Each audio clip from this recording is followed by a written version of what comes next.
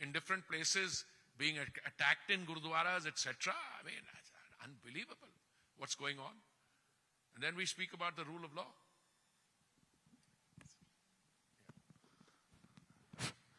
Namaskar, sir. I am Anupam. Sir, since ages we are observing that especially US always try to intervene in terrorism, and they fund terrorists. Even in present context we have seen in Bangladesh. Sir, how you see it? It will hinder the India's vision of development and. Anupamji, I want to skirt that question. Insofar as the US position on terrorism is concerned, I think it's a pretty clear position. On other issues, I think we can have a discussion. And I don't want to leave Bangladesh out of it because I don't think it fits into that classical discussion. I mean, and I think if Jaishankarji comes here tomorrow or whenever you get him on another platform, I mean, that's a question best addressed there. All I can say is that the zero tolerance norm which the international community or the multilateral world has adopted should be adhered to. And it should be adhered to by all countries. And that post 9/11, what is absolutely clear, that it can't be that terrorism is your problem and not my problem.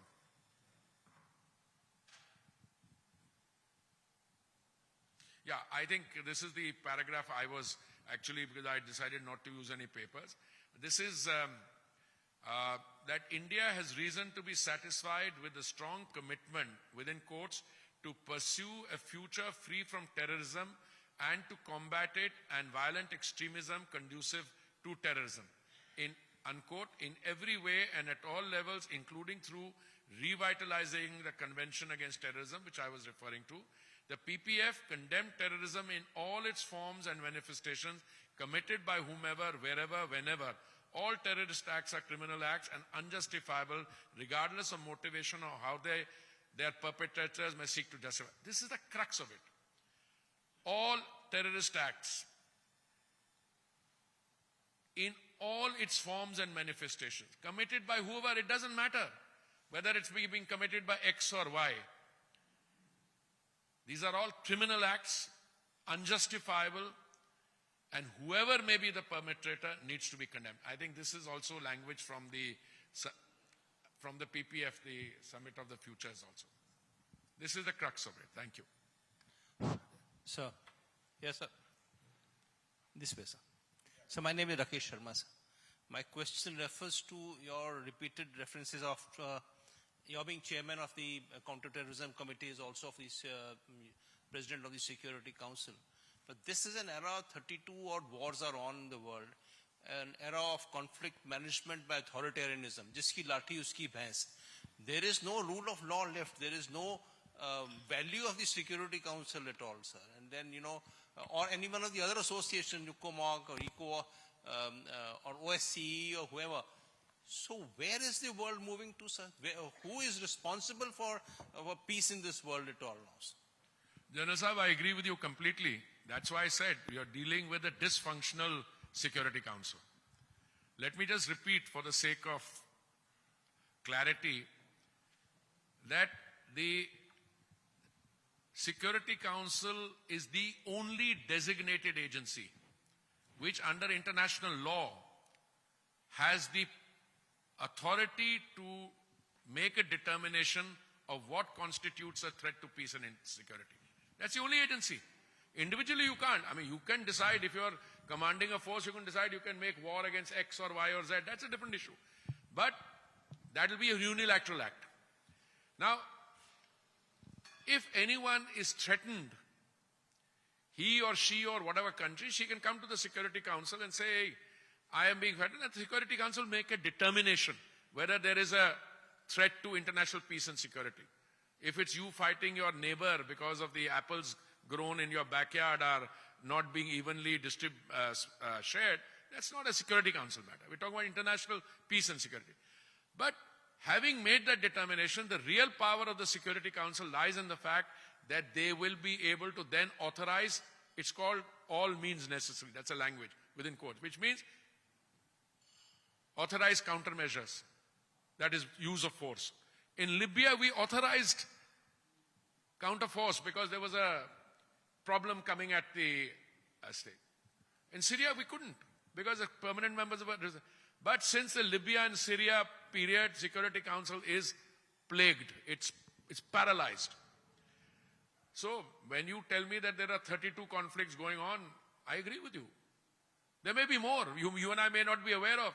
And today the threats to peace and security are not just all in terms of, 155 millimeter howitzer being fired across the borders. The threats to international peace and security in that definition can come from paralyzing through cyber attacks. It can come through measures to, undermine or completely paralyze energy installation. A lot of things can happen. But nobody bothers to go to the Security Council. So I agree with you. In fact, you've been polite. I mean, when I'm not on this side of the dais, I use much stronger language.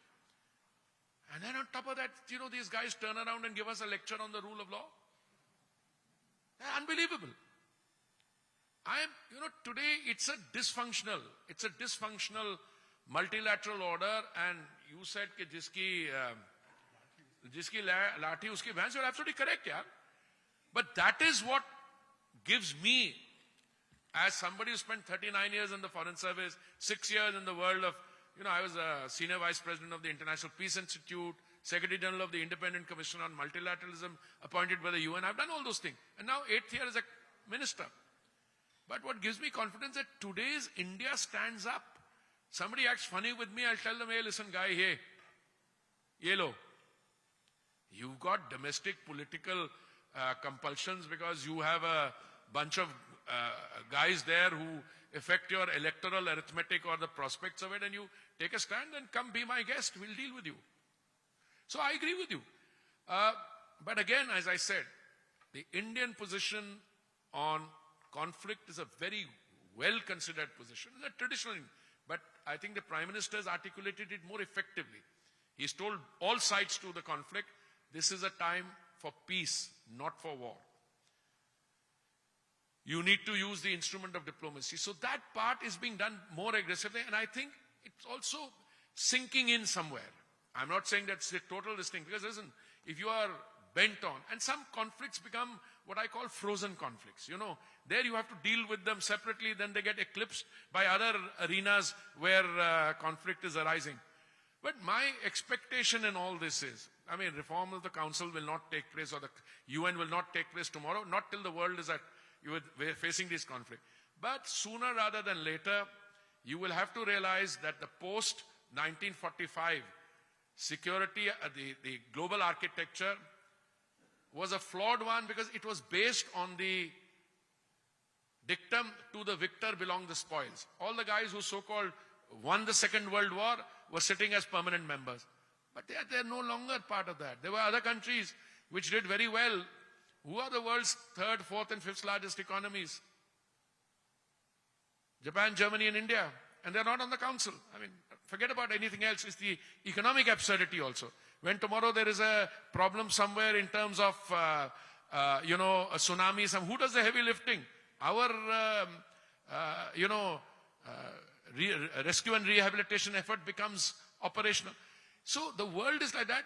I expect better sense to prevail, and that all the guys who can make a difference to the evolution of the global turbulence, to calm it, slowly reach a position of cessation of hostilities, then wind back, etc. And after that, you'll have to look at multilateral institutions. Because none of them, this was in 1945, you wanted to create a post-Second World War order. But in that 7 decades plus, a lot of things have happened. But it's a very different world today. Thank you so much, sir. Now I would like to invite Shri Rajendra Khanna, former Lieutenant Governor of New Delhi. May I? You just raised the issue of terrorism affecting other areas, and you cited the example of energy installations. Sir? And you cited the example of energy installations. Yeah. and essentially how terrorism is used not just against nations but also for economic agendas.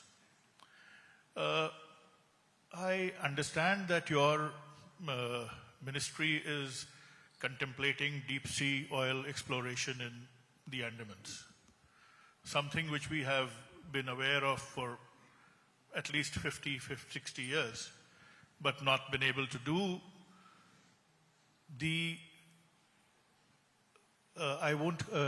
Something almost akin to state-sponsored or not even state-sponsored terrorism, but state intimidation, which has kept us from accessing that oil for 50 years. Since Sir John, I forget his full name, the MI6 in 1977 passed on that intimidating message to T.N. Gaul. Since then, we've capped any effort at which first began with the lesser depths. I understand that you are now contemplating a greater depths in the Andamans. Are we also contemplating security provisions which will secure that from terrorist attacks? Because that was the official reason cited. No, I'm not aware of any intimidation by any MI6 or person to Mr. Kaul or anyone. I'm not familiar with it, but I'll tell you something. My understanding is that what has held back offshore deep sea is something more fundamental. Very few countries have that, or very few companies have that expertise to do that, number one. Number two, you can't do it without spending a lot of money. Number three, the person who is willing to make that investment, there are only 4 or 5 major oil companies in the world which are into this business, and there are some companies here. You need to spend a lot of money to do it. Now, if you look at the major finds in the world, they must have dug 16 wells and almost gave up till somebody said, "Yeah, 17th we try kar lo," and then they struck oil. In our case, the problem was more serious. We have something like 3.5 million square kilometers of sedimentary basin, and we were not exploring more than 6% of that. So recently, I think last year, the Prime Minister cleared 1 million out of those 3.5 million square kilometers for prospecting. Earlier, it was to be no-go area. Now, in the 9th round of OALP, that open acreage licensing policy, which we have just announced, 38% of the bids which have come are in that no-go area. So earlier there was neglect, criminal neglect. I don't think it was intimidation by anyone. I think this was a policy. No, not policy. Yeah, the intervention of the 7th Fleet, the territorial waters, the implications on that by the partition of Pakistan. Very purani baat ho gayi. But uske baad, if I were to agree with you, then I'm giving a clean chit to the government which came after that. Arey bhai, they were not interested, yaar. They were not interested in the sense there was neglect bordering on criminal neglect. So now we are correcting that. We have 9th round where we've got 38% of the bids in there. The 10th round of open acreage licensing policy, which we've gone to the cabinet, got an approval, which is now before where at the end of the day, we have got to change mindset also. We tell the exploration companies, come and be with us. I went to Brazil recently and told Petrobras. Petrobras has one unique capacity, that they have capacity for offshore deep sea off the Sao Paulo basin. And you said, you come and help us in the seismic and other work. We will incentivize you. You don't make any commitment on investment. You don't even need to spend any money. We will spend the money. If we strike oil, you will have the right to first refusal. So it's a change mindset. हमारी तरफ से भी अब उसका क्या कारण था? Were we acting in response of our own thing? Somebody else was controlling? I can spend an entire afternoon giving you my conspiracy theories.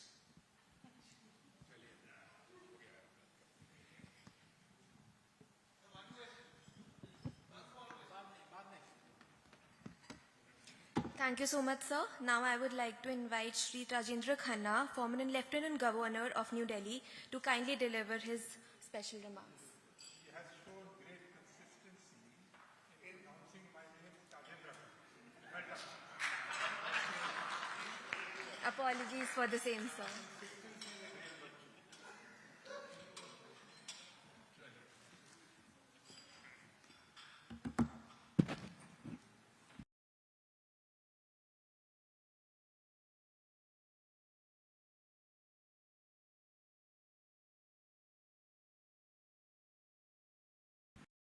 Service in the old days, the foreign service, and now, of course, the national government for the last 8 years and more. I had the privilege of receiving from him a gift of 4 of the books he had written. And I am very happy to state it was a pleasure